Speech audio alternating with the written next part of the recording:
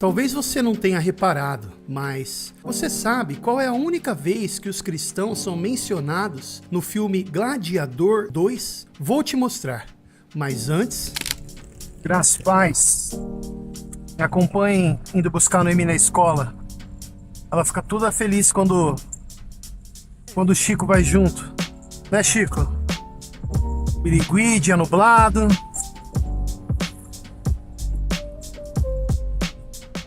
Vamos que vamos.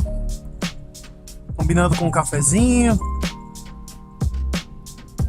Com rap com jazz. Ninguém tocará no ungido. Deixa aqui os vídeos. Vamos ver. Aqui, ó. Quero arrumar isso daqui, ó. Fica descendo, cara. Aqui é o centro de Birigui, galera. Cidade com aproximadamente 120 mil habitantes. Cidade operária, cidade do calçado infantil. Vamos que vamos. Ó, as crianças já saíram, né, Chico? Falou aí pra galera.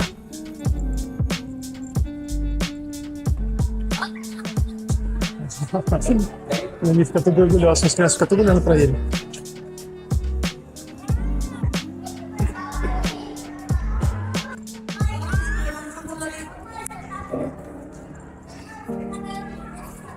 Vamos, amor. Vem. Pode, mas ele não tá gostando de andar muito com a coleira, não. Segura direito. Isso.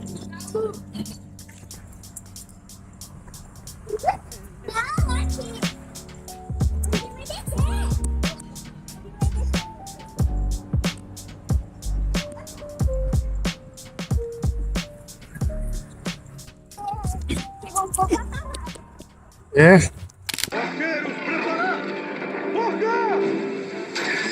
A honra, a dignitas que Roma concedeu a você, tudo isso você perdeu pela sua traição. Torturai-me se quiserdes, mas sem fazer discurso. O seu nome para sempre será esquecido! Nos últimos dias, tenho pensado em você não como um súdito, mas como um verdadeiro amigo. Obrigado, muito obrigado, mas como amigo, eu devo aconselhar cautela. Acácios é um herói de Roma. Crucificação é para ladrões, cristãos. É uma fala rápida, quase jogada ao vento, mas carregada de significado. Um dos imperadores sugere a crucificação de um general por traição. Aquele interpretado por Pedro Pascal e o personagem interpretado por Denzel Washington aconselha o imperador respondendo: a crucificação é para os piores criminosos e para os cristãos. Sim, essa é a única menção. Mórbida, brutal, crua. Nada de fé, esperança ou amor. Apenas a lembrança de que, no auge do Império Romano, ser cristão era estar na mesma categoria dos criminosos mais desprezados. E sabe o que é mais chocante? Essa frase não está errada. Por que os cristãos eram crucificados? Porque seguiam alguém que também foi. Porque proclamavam que Jesus é o Senhor. Uma declaração que naquele tempo soava como uma afronta direta ao império. E dizer isso era o mesmo que dizer que César não era o Senhor. Isso não era só uma questão religiosa, era vista pelo império como uma questão política, uma rebelião. E o fim de quem desafiava a autoridade era uma só: a cruz. Então, como Roma via os cristãos? Via como loucos, fanáticos, subversivos, gente perigosa, lembrando que os cristãos eram muito caluniados. Isso porque eles não se curvavam diante dos deuses do império, dos falsos deuses. Eles não adoravam César, não participavam das festas pagãs e não aplaudiam a imoralidade. Eles viviam como cidadãos de outro reino e morriam por isso. Alguns eram crucificados, outros queimados, muitos lançados a feras, nenhum deles era bajulado, seguido por multidões ou protegido pelo sistema.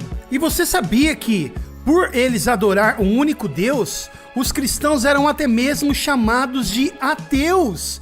Sim, ateus. Eu vou falar a respeito disso, mas antes eu peço que Dê like nesse vídeo. Se você não é inscrito no canal, se inscreva, caso gostou desse conteúdo e dos conteúdos passados, e ative as notificações para ser notificado sobre novos conteúdos. Mas essa questão do like ou até mesmo de um comentário é importante, porque assim o YouTube, o algoritmo, ele entende que é um conteúdo, podemos assim dizer, relevante, e indique para outras pessoas, ok? E lembrando também que eu vou deixar aqui na descrição o link para o meu site, onde você poderá ver as camisetas do Ministério Rima Teológica, que ajudam a sustentar esse obreiro e o ministério. Beleza? Tamo junto.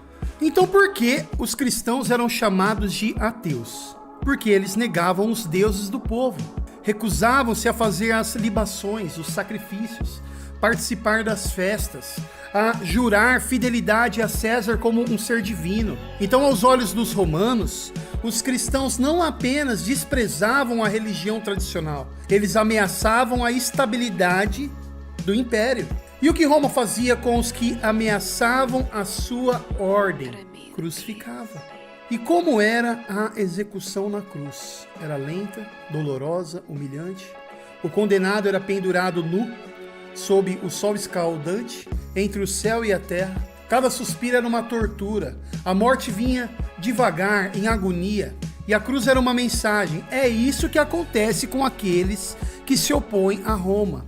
Mas então veio Jesus, o Filho de Deus, o único verdadeiramente inocente. E ele escolheu a cruz. Não foi levado à força, foi por amor.